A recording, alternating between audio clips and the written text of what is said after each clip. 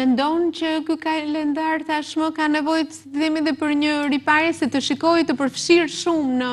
polenet, me alergjitë, mendon mbase se duhet por puna është si mund të kompletohet ose çfarë ka nevojë të shtohet këtij kalendar? Po themi çdo 10 deri në 15 vjet çdo kalendar polenik duhet pasurohet, ose të përforcohet ose të konfirmohet që është e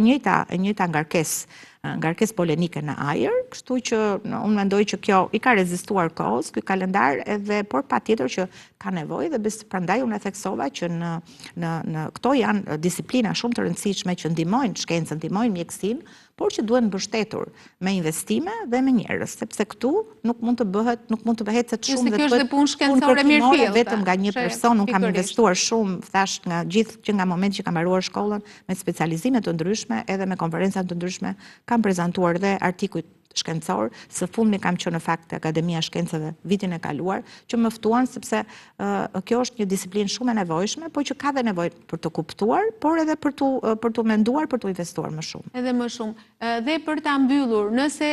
e të ruajmë vëmendjen për këto gramorët apo graminace, kështu duket sikur graminace, është emri latin këto. Apo dhe për ullirin, mund të themi edhe diçka tjetër për teleshikuesit, sepse e tham që shifrat e personave që vuajnë nga alergjia janë rritur dhe sidomos dhe fëmijë. Po, është edhe një familje në fakt që unë doja ta thoja është urtikace, cila është hithra dhe karafilegjeni mjekësor. Faktikisht është një bimë që quhet Parietaria officinalis, ajo në fakt rritet në këto muret e shtëpive të vjetra, bën kështu një sikuror rreth e qark murit, po, është në grupin e hithrës, po e them shkurt për të kuptuar. Edhe ajo është parë që ka qenë në një përqendrim të caktuar në Shqipëri, në Tiranë, edhe që shkakton alergji. Alergjia konfirmohet nëpërmjet këtyre testeve që thash, dhe është e rëndësishme që bashkëpunimi ndërmjet mjekëve dhe biologut, kurse thash, për të konfirmuar këto. Ka dhe alergji, për shembull, të dimrore apo alergji të vjeshës që themi ne, që përsëri dhe kjo duhet patur kujdes, sepse edhe mjekët vetë në njëri na shkelojnë duke menduar që është një rrufë stinore, sepse tani nuk është stina, s'ka problem. Prandaj dhe ky kalendar ka vlerë se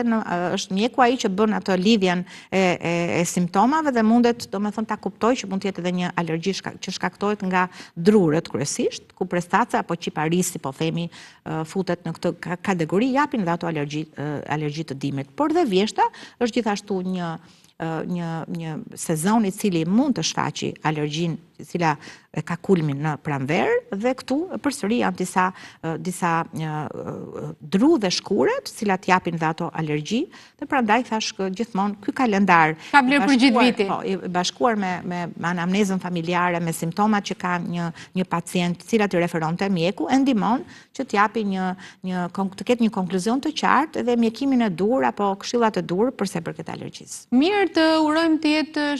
sezon sa më i qetë për sa i përket alergjive, sepse tashmë jemi zyrtarisht në pranverë dhe është piku pranvera, siç e thatë edhe ju, dhe të gjithë të kenë kujdes, dhe unë uroj që ta pasurosh apo ta çosh më tej punën dhe pasionin si aerobiologe. Të falenderoj që ishe këtu.